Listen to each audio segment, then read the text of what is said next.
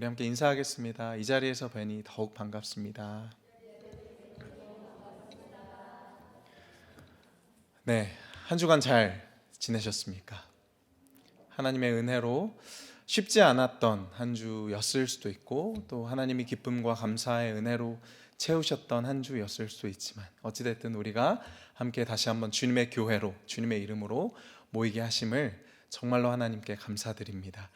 오늘 우리 함께 히브리서 말씀을 나누면서 주께서 세우신 교회라는 제목으로 우리가 속한 이 교회가 어떤 곳인지, 또 우리가 어떤 감격과 은혜 가운데 하나님께 나아갈 수 있을지 함께 말씀으로 확인하고 은혜 받는 시간 되기를 주님의 이름으로 축복합니다. 오늘 본문 우리가 읽으신 히브리서 10장 19절부터 25절까지 말씀은 두 부분으로 나눌 수 있습니다. 먼저 19절부터 22절까지를 우리가 한 덩어리로 볼 수 있고요, 23절부터 25절까지 이렇게 볼 수 있습니다. 19절부터 22절까지는 전통적으로 교회 안에서 영어를 제가 조금 쓰겠습니다. Assurance of Salvation, 이게 뭐냐면 구원의 확증이라고 불리는 부분입니다. 그러니까 19절에서 22절의 내용은 우리가 받은 구원이 얼마나 확실한 것인지 그것을 확증해 주는 내용이라는 것이죠. 그리고 그 뒤에 이어져 오는 23절부터 25절까지의 말씀은 그 구원의 확증에 대한 구체적인 적용 부분인데요. 여러분, 오늘 우리가 말씀을 읽으셨죠? 근데 23절부터 25절까지가 이 적용 부분인데, 적용 부분이 무엇에 대해서 말하고 있습니까? 서로 돌아보고 사랑과 선행으로 격려하고 모이기를 패하는 어떠한 자들의 습관과 같이 하지 말고 그날이 가까울수록 더욱 그리하자. 그러니까 19절부터 22절에서의 예수 그리스도의 구원의 확실함, 그분의 구원의 확증이 어떠한 구체적인 적용과 권면으로 이어지냐면 23절에서부터 25절까지의 공동체에 대한 권면으로 이어진다는 거죠.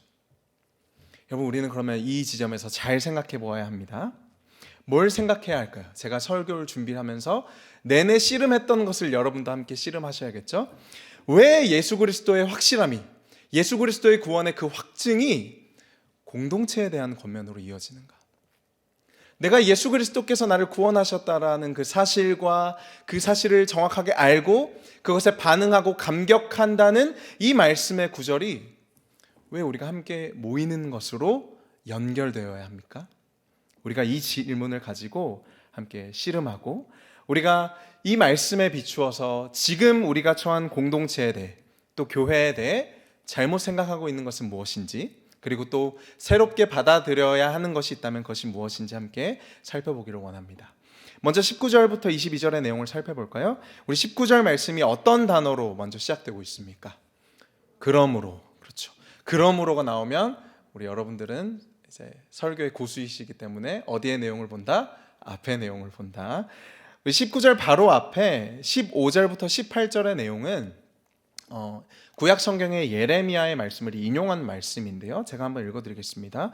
또한 성령이 우리에게 증언하시되 주께서 이르시되 그날 후로는 그들과 맺을 언약이 이것이라 하시고 내 법을 그들의 마음에 두고 그들의 생각에 기록하리라.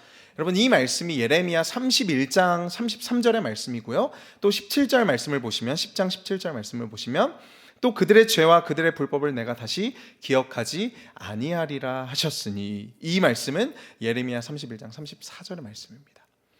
정말 그러한지 우리 찾아봐야겠죠. 우리 말씀 한번 찾아보겠습니다. 예레미야 31장 33절부터 34절까지 말씀을 우리 함께 찾아보고 읽어보겠습니다.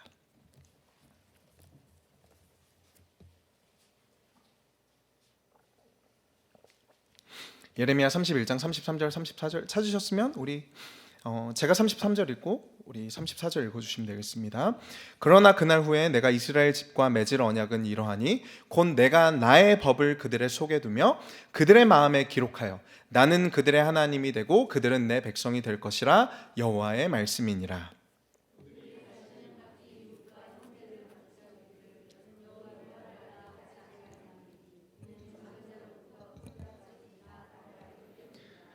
내가 그들의 악행을 사하고 다시는 그 죄를 기억하지 아니하리라. 여호와의 말씀이니라 라는 말씀에 우리 31장 위에 부분을 보시면 제목이 뭐라고 써져 있죠? 성경에? 새 언약. 여러분 구약에 어떤 언약들이 존재하는지 알고 계시죠? 하나님이 최초로 아담과 하와와 맺으셨던 그 언약, 그렇죠? 여자의 후손이 뱀의 머리를 밟을 것이다. 그 다음 등장하는 언약이 어떤 언약인지 아십니까? 노아 언약입니다. 무지개를 보여주시고 다시는 물로 멸하지 않으시겠다라고 약속하셨고 하나님이 정말로 그 약속을 지키고 계시죠? 그렇죠? 그 다음이 어떤 언약인지 아십니까? 아브라함 언약입니다.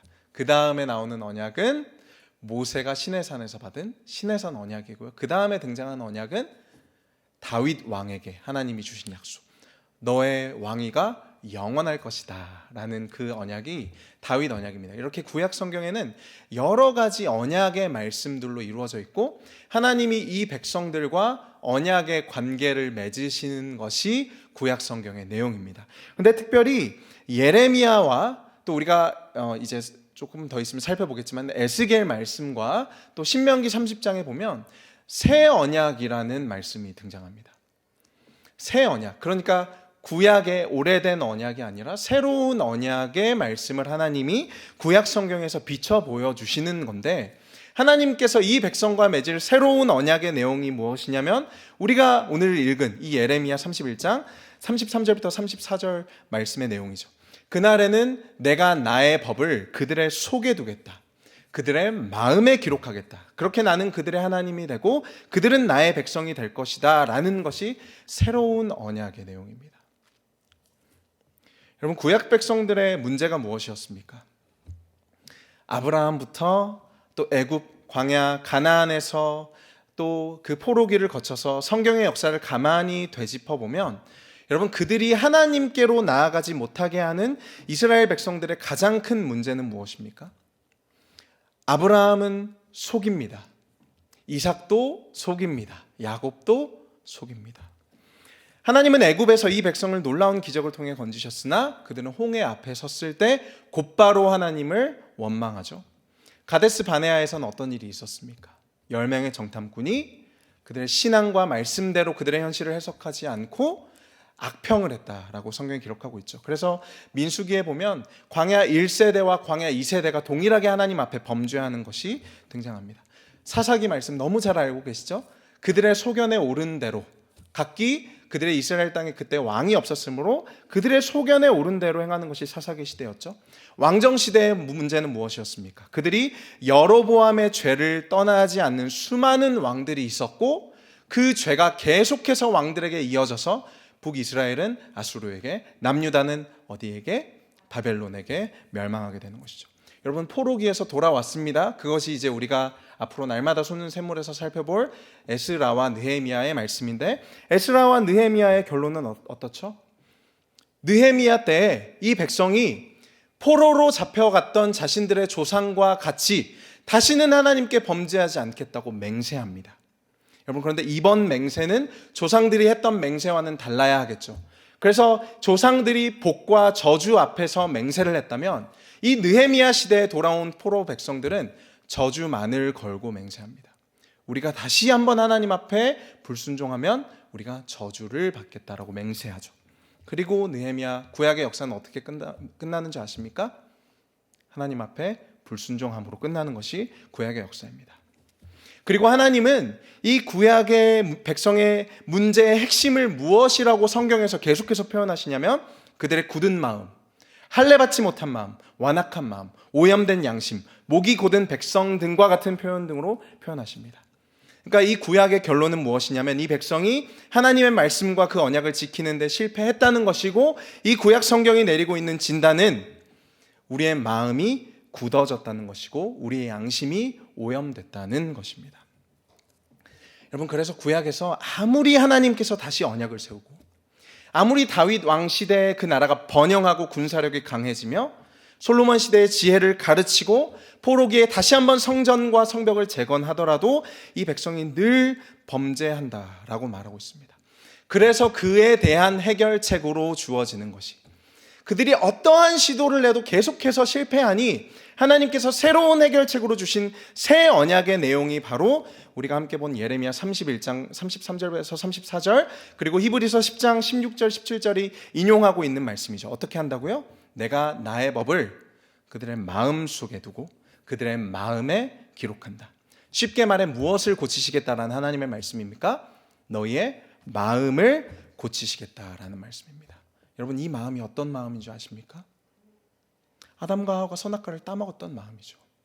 아브라함이 하나님의 약속을 신뢰하지 못하고 자신의 아내를 누이라고 속였던 그 마음이죠.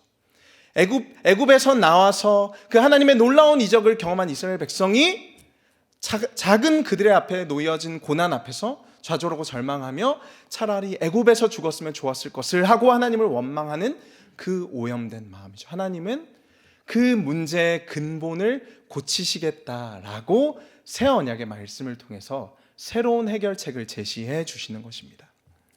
여러분, 그래서 오늘 본문 21절에서 22절 말씀을 볼까요? 또 하나님의 집 다스리는 큰 제사장이 계시매. 우리 22절 말씀 같이 읽어보겠습니다. 시작. 우리가 마음의 뿌림을 받아 악한 양심으로부터 벗어나고 몸은 맑은 물로 씻음을 받았으니 참 마음과. 여러분, 하나님의 집을 다스리는 큰 제사장이 어떤 일을 하신다고 합니까?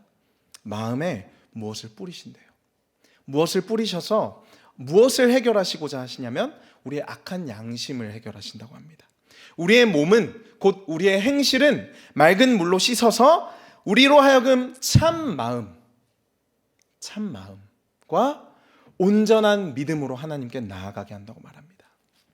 여러분, 21절에 하나님의 집을 다스리는 큰 제사장이 누구이십니까? 예수 그리스도시죠. 하나님의 집을 다스리는 큰 제사장은 예수 그리스도입니다. 그 제사장이 무엇을 하냐면 마음에 무언가를 뿌려서 우리를 악한 양심으로부터 벗어나게 하신다. 자, 이 말씀을 잘 보면 이 말씀에는 두 가지 내용이 등장합니다. 첫 번째, 제사장으로서의 예수님의 역할입니다. 두 번째, 그 예수님의 사역의 효과입니다.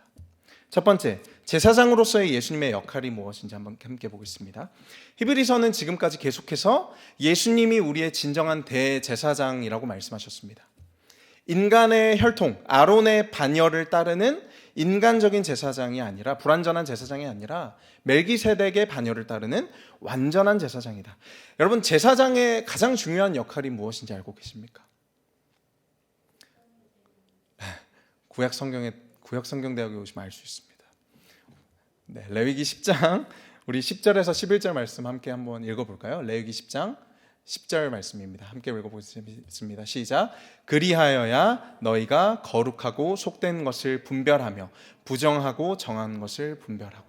자, 이 말씀에 나타난 제사장의 가장 중요한 역할은 무엇이냐면 너희가 거룩하고 속된 것을 구별하는 것. 그래서 부정하고 정한 것을 분별하는 것. 분별해서 어떻게 해야 되는 것이 제사장의 역할이냐면 속된 것들은 거룩한 지성소에 접근하지 못하도록 막는 것이 제사장의 가장 중요한 역할입니다. 여러분, 제사를 드리죠. 제사장들은 제사를 드리는 이유가 무엇인지 아십니까? 이 백성에 대해서 제사를 드리고요, 또 어떤 기구에 대해서도 제사를 드리고요, 하나님께 잘못하고 이웃에게 잘못하면, 그리고 어떤 부정한 상태에 놓이면, 여인이 출산한다거나 유출한다거나 남자가 심지어 사정을 하고 부부가 관계를 맺는다거나 이런 일이 있었을 때 제사장의 역할은 제사를 드리는 것입니다. 제사를 드려서 뭘 하는 것이냐면 하나님께 나아가기에 부적절한 상태인 이 사람, 이 대상, 이 물건을 하나님께 나아갈 수 있는 거룩한 상태, 정결한 상태로 바꾸는 역할을 하는 것이죠. 그래서 이 제사장들은 속죄제를 드려서 성전의 물건도 정화하고 제사장도 정화하고 사람들도 정화합니다. 바로 속된 것을 하나님의 지성소, 그 거룩한 곳에 접근하는 것을 차단하는 것이 제사장의 역할입니다. 여러분, 그렇다면 우리의 대제사장인 예수님도 어떤 일을 하시겠습니까? 속된 것을 하나님의 거룩한 곳으로부터 차단하시고 정결하게 하시는 일을 하시겠죠? 여러분, 이해되시죠? 그래서 예수님은 어떠한 부정한 것들을 차단하라고 하시냐면 바리새인의 가르침, 그 누룩을 주의하라, 하나님의 가르침이 아닌 것을 차단하게 하시고, 또 물과 성령으로 세례를 베푸셔서 이 부정한 백성들을 정결하게 하십니다. 여러분, 이것이 예수님의 제사장으로서의 사역입니다. 제가 좀 더 구체적으로 말씀드리겠습니다. 세례 요한이 예수님에 대해서 처음 증언한 것이 무엇이었냐면 나는 물로 세례를 베풀거니와 내 뒤에 오시는 분은 무엇으로 세례를 베푸신다? 성령으로 세례를 베푸시는 분. 세례를 베푼다는 것은 씻어낸다라는 의미죠. 우리의 죄를 씻어내시는 분으로 세례 요한도 예수님에 대해서 증언합니다. 여러분, 예수님의 사역을 우리가 잘 생각해 보면 예수님이 레위기에 따르면 유출병이 있는 여인, 즉 혈루병에 걸린 여인은 성전에 나아갈 수 없습니다. 왜냐하면 부정한 상태이기 때문에. 그래서 여인의 그 혈루가 유출하는 것, 생리하는 것이 지속되는 기간에는 하나님께서 부정하다, 죄가 있다라는 뜻이 아닙니다. 하나님께 제사 드리기에 적절하지 않다라는 뜻입니다.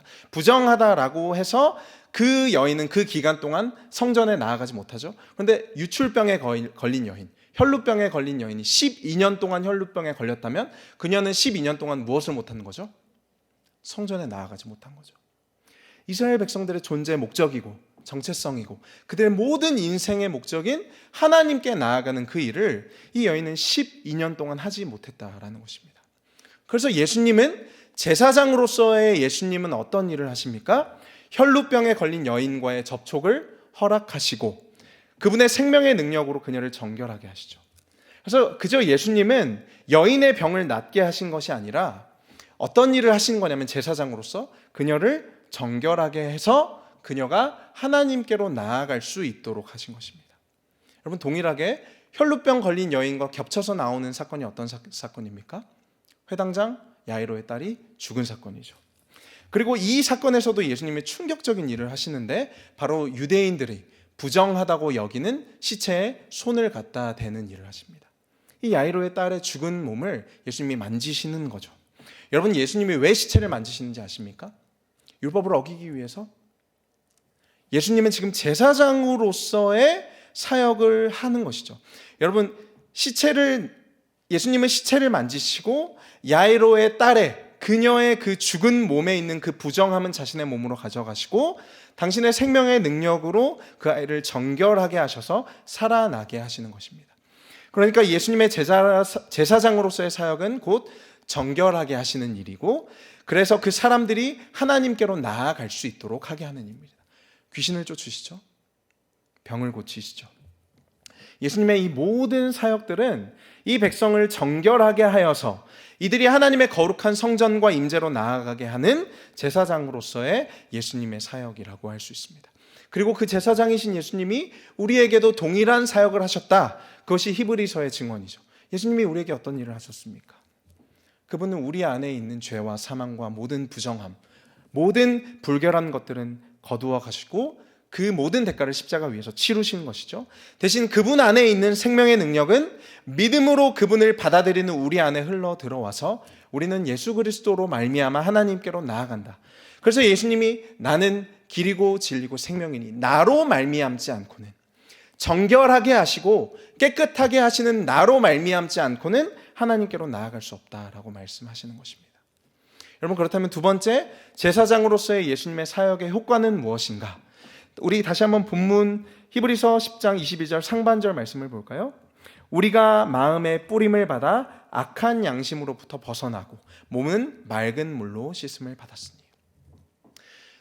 예수님께서 공생의 사역 기간에 이 백성들의 부정함을 씻으셨다면 이제 하늘에 계신 대제사장으로서 예수님은 그분의 피를 우리의 마음에 뿌려서 우리를 악한 양심으로부터 벗어나게 하시고 우리를 맑은 물로 씻어주신다. 어떻게 하기 위해서? 부정한 우리가 하나님께로 나아갈 수 있게 하기 위해서. 이것이 예수님의 제사장으로서의 사역의 효과라는 것이죠. 여러분, 그리고 오늘 우리가 읽은 이 10장 22절의 말씀은 에스겔 36장의 말씀을 인용한 것인데요. 우리 에스겔 36장 말씀 한번 볼까요? 우리 25절 말씀 함께 읽어보겠습니다. 시작. 맑은 물을 너희에게 뿌려서 너희로 정결하게 하되 모든 우상 숭배에서 너희를 정결하게 할 것이며 26절 또 새 영을 너희 속에 두고 새 마음을 너희에게 주되 너희 육신에서 굳은 마음을 제거하고 부드러운 마음을 줄 것이며. 여러분, 또 예레미야에서 나왔던 그 새 언약의 말씀과 비슷한 말씀이죠. 하나님께서 맑은 물을 너희에게 뿌려서 너희를 정결하게 하신다고 합니다. 예수님이 하신 사역이죠. 너희의 모든 더러운 것에서와 모든 우상 숭배에서 너희를 정결하게 한다. 그리고 새 영을 너희 속에 두고 새 마음을 너희에게 주어서 너희의 굳은 마음을 제거하고 부드러운 마음을 줄 것이다. 여러분, 이것이 바로 예수님의 제사장으로서의 사역의 의미이고 효과입니다. 여러분, 예수님이 정결하게 하신다라는 표현은 우리가 착하게 살아야 한다든지 바르게 살아야 한다는 도덕적인 의미의 표현이 아닙니다. 여러분, 정결하다, 부정하다라는 단어 아까 말씀드렸죠? 여인이 생리를 하면 하나님이 부정하다고 하십니다. 남자가 사정을 하거나 성관계를 맺으면 하나님이 부정하다고 하십니다. 여러분, 이것이 죄입니까? 죄는 아니죠. 다만 하나님께 제사를 드리기, 제의적으로 부적절한 상태를 의미합니다. 그러니까 우리의 마음에 오염된 이 양심이, 우리가 어떤 죄를 짓기도 전에 이미 오염되어 있는 우리의 마음이 하나님 앞에서 정결하다, 정결하지 않다? 정결하지 않다. 그래서 이 마음의 문제, 하나님께 우리가 나아갈 수 없는 가장 핵심적인 문제가 우리의 정결하지 않는 마음, 즉 하나님을 사랑하지 않는 마음이라고 말씀하시는 것이며, 예수님은 물과 성령으로 세례를 베푸셔서 우리의 마음을 하나님께 나아갈 수 있는 상태로, 하나님을 사랑할 수 있는 마음으로 우리를 썩은 양심에서, 악한 양심에서 벗어나게 하신다. 이것이 우리의 큰 제사장이신 예수님이 하시는 사역이다라고 오늘 히브리서 말씀이 말하고 있는 것이죠. 그래서 22절 하반절 말씀을 보시면 참 마음과 온전한 믿음으로 하나님께 나아가자. 여러분, 어떤 사람이 하나님께 나아갈 수 있습니까? 구약의 배경에서 보면 정결한 사람이 하나님께 나아갈 수 있습니다. 그렇죠? 그런데 진정한 의미에서 정결하다라는 것은 어떤 것이 정결한 것이냐면 마음의 온전한 것, 그 악한 양심으로부터 해방되는 것, 하나님을 마음을 다하고 뜻을 다하고 힘을 다하여 사랑하는 마음이 진정한 의미에서 정결한 마음이고, 그럼 그것은 우리의 힘으로 얻어낼 수 없는 마음이라는 것입니다. 그래서 우리의 제사장이신 예수님이 물과 성령으로 세례를 베푸셔서 십자가 위에서 흘리신 그분의 피를 우리에게 뿌려서 우리를 정결하게 하셔서 우리로 하나님께 나아갈 수 있는 상태가 되게 하신다. 그러니까 우리가 참 마음과 온전한 믿음으로 하나님께 나아가자라고 히브리서 기자가 담대하게 우리에게 선포할 수 있는 것이죠. 여러분, 구약 백성들에겐 불가능했던 일입니다. 대제사장만 오직 1년에 한 번 지성소에 들어갔지만 그마저도 불완전하기에 이것을 매년 반복해야만 하죠. 짐승의 제사가 그들의 마음까지는 씻어줄 수 없기 때문입니다. 그들에게는 매년 매주 매일 반복되는 제사가 있었지만 그 제사는 온전한 예수 그리스도의 제사가 아니었기 때문에 그들에게는 참 마음과 온전한 믿음, 우리가 가지고 있는 것이 없었다라는 것입니다. 그렇기 때문에 여러분, 그들은 하나님을 사랑할 수 없었고, 하나님을 사랑할 수 없기 때문에 율법에 순종할 수 없고, 율법에 순종할 수 없기 때문에 그들 앞에 놓여진 복과 저주 가운데 필연적으로 저주를 선택할 수밖에 없는 비참한 운명에 놓여 있었다라는 것이죠. 여러분, 이것이 구약 백성들의 모든 이야기의 실패의 증언입니다. 그런데 우리는 어떻습니까? 예수님이 우리의 마음을 정결하게 하셨기 때문에 우리에겐 어떤 가능성이 생겼냐면 우리가 하나님을 사랑할 수 있다는 가능성이 생겼습니다. 우리의 악한 마음, 세상을 사랑하고 세상을 갈망하는 우리의 마음에도 하나님이 사랑하는 것을 사랑하고 하나님이 미워하시는 것을 미워하며 그 하나님을 조건 없이 사랑할 수 있는 일말의 기회가 우리에게 생겼다라는 것이죠. 그렇게 예수님은 우리의 문제를 근본적으로 해결하신 것입니다. 우리를 정결하게 하셔서 하나님께로 나아가게 하신 것이죠. 첫 번째, 제사장으로서의 예수님의 역할은 무엇입니까? 물과 성령으로 세례를 베푸셔서 우리를 정결하게 하신 일, 그것이 예수님의 제사장으로서의 사역이죠. 두 번째, 그 효력으로, 그 효과로 우리는 정결하여져서 하나님의 지성소로 나아갈 수 있게 되었다라는 것이 우리의 구원의 확실함, 확증입니다. 여러분, 그 이야기가 바로 우리가 읽은 10장 19절의 말씀의 이야기죠. 히브리서 10장 19절 말씀 우리 한 목소리로 읽어보겠습니다. 시작.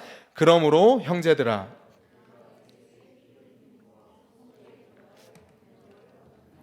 그러므로 형제들아, 우리가 예수의 피를 힘입어 성소에 들어갈 담력을 얻었다.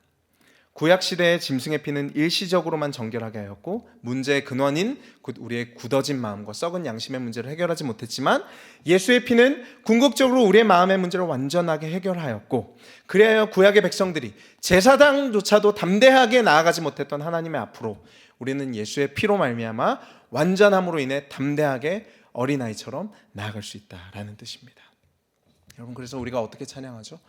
보혈을 지나 아버지 품으로, 보혈을 지나 하나님 품으로. 여러분, 우리가 그렇게 찬양할 수 있는 것, 바로 예수님이 우리의 제사장이 되셔서 우리의 근본적인 마음의 문제를 해결하셨기 때문입니다. 참 마음과 온전한 믿음으로 하나님께 나아가자. 여러분, 거룩한 하나님의 존전에서 이사야 선지자는 화로다 나여 죽게 되었도다라고 말하였고, 이스라엘 백성들은 하나님의 임재를 보며 두려워 떨며 벌벌 바닥에 바짝 엎드렸습니다. 위대한 백성의 지도자인 모세조차도 하나님의 뒷모습만, 하나님의 그림자만을 보았거늘 히브리서 기자는 감히 믿음의 선조들도 하지 못한 그 일을 우리에게 하자고 권면하고 있습니다. 왜죠? 19절부터 22절에 등장하는 예수 그리스도의 구원의 확실함 때문에, 그 보혈의 능력 때문에, 그 제사장의 능력 때문입니다. 여러분, 이처럼 19절에서 22절은 우리가 받은 구원이 얼마나 위대한 것인지, 또 얼마나 놀라운 것인지, 그리스도의 사역이 얼마나 확실한 것인지를 우리에게 확인시킵니다. 그리고 이 19절부터 22절의 구원의 확증은 23절부터 25절까지의 어떤 말씀으로 이어진다고요? 공동체에 대한 권면의 말씀으로 이어집니다. 우리의 구원의 확실히, 예수 그리스도의 제사장으로서의 그 역할의 탁월함이 우리를, 공동체를 사랑하고 선행으로 서로 격려하며 함께 모이기를 힘쓰는 그 권면으로 이어진다라는 것입니다. 여러분, 예수님이 우리가 나눈 것처럼 우리의 문제의 근원을 해결해 주셨죠. 그로 인해 우리는 성소에 들어갈 담력을 얻었습니다. 그리고 우리가 성소에 들어갈 담력을 얻은 것은 히브리서 기자에 따르면 나의 행위와 나의 순종과 나의 공로 때문이 아니라 누구의 사역 때문입니까? 예수님의 사역 때문입니다. 여러분, 동의하시죠? 우리가 하나님께 담대히 나아갈 수 있는 것, 어린아이처럼 담대히 하나님 앞에 나아가 자유롭게 말할 수 있는 것은 내가 무엇을 해서가 아니라 예수님이 행하신 일 때문에 우리는 그 자신감과 담력으로 담대히 나아갈 수 있다라고 말합니다. 여러분, 정말로 그 사실에 동의하셨고 동의하신다면 우리가 함께 모인 이 성소, 이 교회에 대해서 우리가 다시 생각해 봐야 할 것은 무엇이겠습니까? 우리가 예수 그리스도의 사역으로 인해 성소에 들어갈 담력을 얻었다는 것은 내가 하나님의 앞에 서는 것과 내 옆에 있는 이 사람이 하나님 앞에 서는 것, 내가 교회에 나오는 것과 우리가 함께 모여 교회에 나와 이 공동체가 세워지는 모든 근거가 나의 말과 행동에 있는 것이 아니라 오직 예수님에게만 있다는 뜻입니다. 여러분, 잘 들어보십시오. 교회가 세워진 근거가 저와 여러분이 함께 모여서 함께 교제하는 이 교회의 모임의 출발이 우리의 어떤 결단이나 행위가 아니라 예수님에게 있다는 것은 우리 모두 단 한 사람도 빠짐없이 이 자리에 내 능력이나 내 외모나 내 말과 행동으로 설 수 없다는 뜻입니다. 만약에 그러한 것들로 내가 공동체 안에서 내 자리를 찾으려 한다거나 누군가의 자리를 밀어내려 한다면 여러분, 그것은 하나님께 반역하는 것이 된다라는 의미이죠. 여러분, 우리가 무엇을 근거로 하나님 앞에 섰다라고 히브리서 기자가 말합니까? 나의 말과 행동이 아니라 예수 그리스도의 사역을 근거로 우리가 하나님 앞에 섰다라고 말합니다. 여러분, 그런데 잘 생각해 보십시오. 왜 우리는 하나님 앞에 나와 기도할 때 한 주간의 삶의 후회 때문에, 걱정 때문에 하나님 앞에 나아가는 것을 주저합니까? 왜 우리는 하나님 앞에 내가 한 나의 말과 행동 때문에 하나님 앞에 나아가는 것을 두려워합니까? 나도 모르게 나의 의로 하나님께 나아가고 있을지도 모른다라는 것이죠. 내가 하나님께 나아가는 것이 두렵고 주저하게 된다면, 그리고 그 이유가 내가 한 주간의 연약한 삶을 살았고 내가 내 인생에 부끄러움과 후회가 가득하여서 내가 하나님 앞에 나아가는 것이 주저된다면 여러분, 그것은 사실은 예수 그리스도가 행하신 일로 우리가 하나님 앞에 나아가고 있는 것이 아니라 나의 말과 행동을 근거로 하나님 앞에 나아가고 있다는 뜻이겠죠. 여러분, 그리고 나도 모르게 내가 나의 의로 하나님께 나아가고 있다면 높은 확률로 그 사람은 동일한 기준을 다른 사람에게 평가하고 있을 것입니다. 주의 보좌로 나아갈 때 자격 없는 내 힘이 아닌 십자가의 보혈, 완전한 사랑을 힘입어 나아간다라고 말하지만 여러분, 우리는 하나님 앞에 나아갈 때 두렵습니다.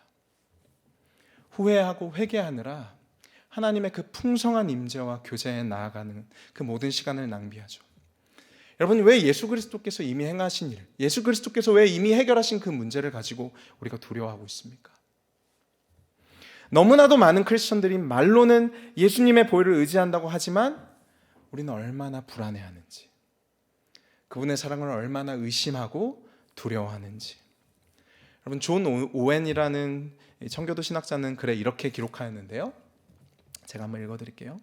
사랑 안에서 성부와 친밀한 교제를 누릴 수 있다는 이 특권을 경험하는 성도가 얼마나 적은지, 그분에 대해 얼마나 불안해하고 의심하는지, 두려움은 얼마나 많은지, 그분의 선의와 자비를 얼마나 의심하는지.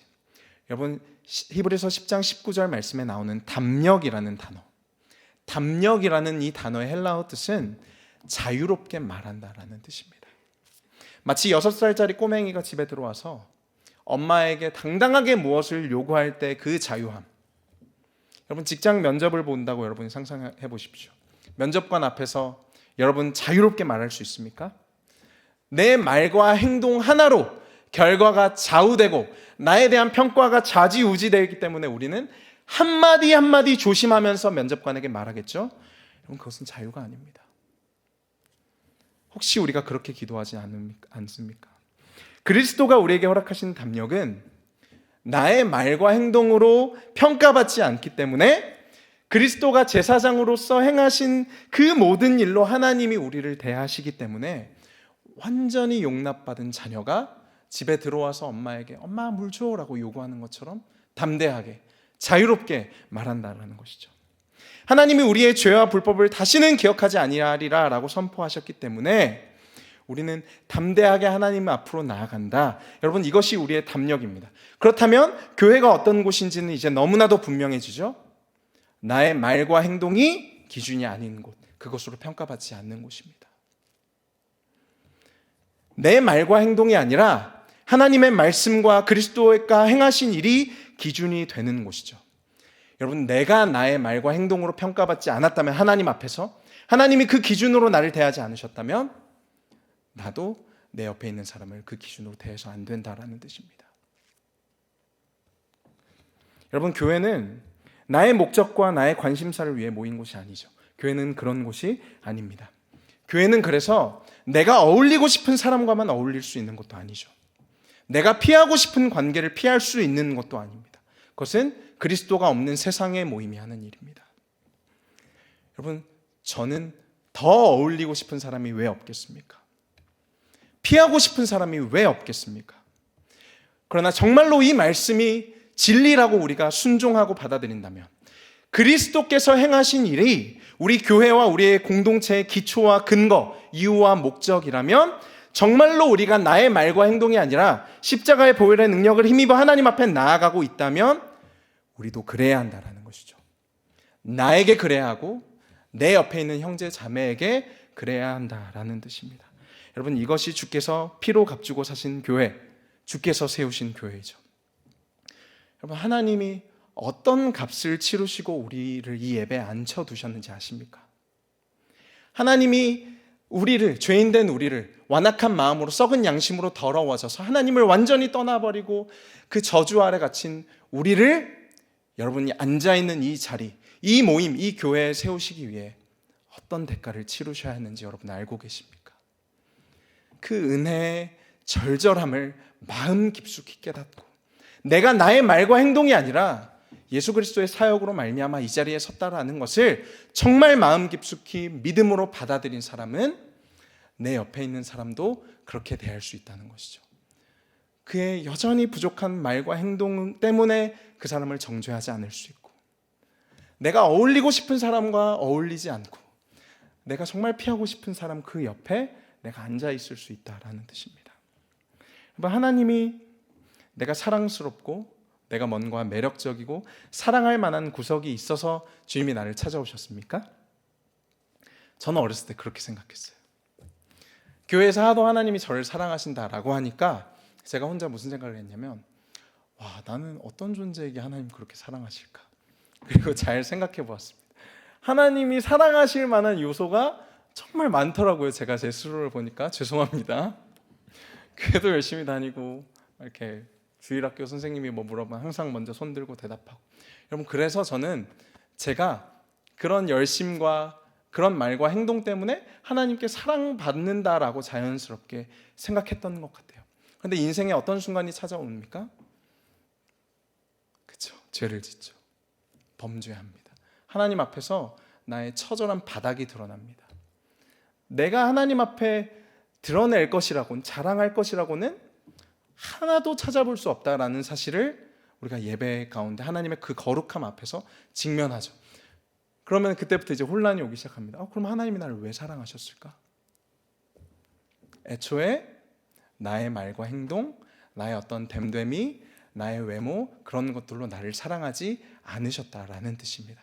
여러분, 그것을 확인하는 곳이 교회이고, 내 옆에 있는 그 사랑스럽지 않은 사람, 너무나도 미운 그 사람을 보면서 그 사람을 사랑하려고 발버둥치며 하나님 앞에 기도할 때, 하나님이 내가 너를 그렇게 사랑했다라고 말씀하시면 그 음성을 들으며 어느 순간부터 너무나도 미웠던 그 사람이 너무나도 사랑스럽게 보일 때, 그때 하나님의 교회가 이 땅에서 시작되는 것입니다. 여러분, 그뿐이겠습니까? 누군가를 용서하는 일, 하나님이 나를 어떻게 용서하셨는지 기억해 보면 됩니다. 누군가 나를 부당하게 대해서 여러분, 우리 마음에 억울함이, 그 마음에 그 짓눌림이 있습니까? 예수 그리스도께서 어떠한 마음으로 십자가 위에 서셨는지 우리가 깊이 생각해 보면 됩니다. 예수님이 어떠한 고독과 억울함 가운데 있었는지, 주님이 당하신 모든 고난과 모든 순종과 용서와 용납은 우리가 어떤 교회를 세워야 하는지를 보여줍니다. 그래서 오늘 본문 말씀이 예수 그리스도의 사역이 얼마나 확실한 것인지, 제사장으로서 그분이 어떤 일을 하셨는지를 우리에게 먼저 분명하게 보여주고 나서 우리에게 이렇게 말하는 것이죠. 서로 돌아보고 사랑과 격려로 서로 조언하고 도와줄 뿐만 아니라 모이기를 패하는 자들의 어떤 습관과 같이 하지 말고 그날이 가까울수록 더욱 그리하라. 그렇게 말씀할 수 있는 근거, 예수님이 우리 모두 한 사람 한 사람을 그렇게 대하셨기 때문이라는 것입니다. 여러분, 무엇이 공동체와 교회를 무너뜨리는지 잘 생각해 보십시오. 대부분의 경우에 교회를 무너뜨리는 것은 각자 개개인이 갖고 있는 공동체에 대한 이상입니다. 교회는 이래야 한다, 교회는 저래야 한다라는 우리 각자의 생각이죠. 그러나 오늘 히브리서의 말씀을 볼까요? 우리 10장 23절의 말씀은 우리로 하여금 무엇을 붙들라라고 말합니까? 10장 23절 말씀 함께 읽어보겠습니다. 또 약속하신 이는 믿으시니 우리가 믿는 도리의 소망을 움직이지 말며 굳게 잡고. 우리의 믿는 도리의 소망, 여러분, 우리는 무엇을 믿습니까? 그분의 행하신 일과 그분의 모든 은혜를 믿죠. 나의 이상과 교회는 어떠해야 한다는 나의 생각이 아니라 우리가 붙잡아야 할 것은 우리의 믿는 도리의 소망이라는 것입니다. 여러분, 그래서 교회는 하나님으로부터 출발했다는 것, 주께서 값주고 피로 값주고 사신 교회라는 것, 이것이 오늘 히브리서가 우리에게 전하는 말씀이라는 것이죠. 우리 그 마음을 기억하면서 24절과 25절 말씀 마지막으로 함께 읽어보겠습니다. 시작. 서로 돌아보아 사랑과 선행을 격려하며 모이기를 패하는 오직 권하여 그날이 가까움을 볼수록 더욱 그러하자. 아멘. 여러분, 우리는 세상에 없는 새로운 종류의 공동체, 주님의 교회에 속한 자들입니다. 그리고 예수님이 말씀하신 것처럼 세상은 무엇을 보고 주님을 알게 되냐면 우리가 서로 사랑하는 모습을 보고 주님이 어떤 분이신지, 천국이 어떤 곳인지 알게 됩니다. 여러분, 세상이 어떻게 하나님의 나라가 어떤 곳인지 알 수 있겠습니까? 교회죠. 천국, 우리 교회는 바로 무엇이냐면 천국의 모델하우스와 같은 곳입니다. 세상이 천국이 어떤 곳인지를 미리 맛보아 알 수 있는 곳이라는 거죠. 서로 돌아보아 사랑과 선행을 격려하는 것. 그렇죠? 무엇 때문에? 예수님께서 우리에게 이미 그렇게 행하셨기 때문에 그렇게 서로를 대하는 것입니다. 모이기를 패하는 어떤 습관을 따르지 않는 것. 주님이 십자가에 달리시는 그 전날까지도 제자들과 함께 하신 것처럼 우리도 끝까지 어떤 위기와 고난과 어려움 가운데서 함께 모이는 것. 여러분, 그렇게 우리가 서로 사랑하고 서로의 말과 행동으로 서로를 판단하고 정죄하는 것이 아니라 예수님이 나를 대하셨던 방식으로 서로를 대하고 사랑할 때, 여러분, 세상은 우리의 서로 사랑함을 보고 주님을 보고 천국을 보게 될 것입니다. 이 땅에 그러한 공동체를 함께 세워가시겠습니까? 그렇게 결단하며 기도하는 밤 되기를 소망합니다. 기도하겠습니다. 하나님, 감사합니다. 예수의 피를 힘입어 우리가 성소에 들어갈 담력을 얻었습니다. 우리에게 있는 큰 제사장이 우리의 마음의 악한 양심으로부터 벗어나게 하셨고, 우리의 몸은 맑은 물로 씻음을 받아 우리는 참 마음과 온전한 믿음으로 하나님께 나아갑니다. 하나님, 우리 교회가 예수께서 행하신 일로 말미암아 서로를 대하고 사랑하는 교회 되게 하여 주시옵소서. 서로 돌아보게 하시고 사랑과 선행을 격려하게 하시고 끝까지 그날이 가까이 올수록 더욱 모이기에 힘쓰는 교회 되게 하여 주시옵소서. 예수님의 이름으로 기도드립니다. 아멘.